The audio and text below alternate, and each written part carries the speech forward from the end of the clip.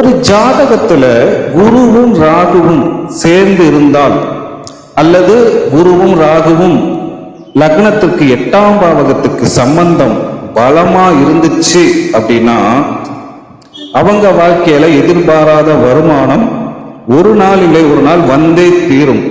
பாத்தீங்கன்னா லக்னத்திற்கு 8ஆம் பாவகத்துல குரு பகவான் இருந்தாலும் சரி அல்லது சுக்கிரன் இருந்தாலும் சரி,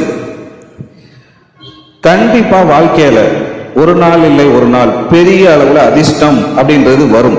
இப்போ இந்த புதையல் யோகம் சொன்னோம் 2, 4, 8, 11 ஸ்ட்ராங்கா இருக்கணும் அப்படின்னு சொல்லி.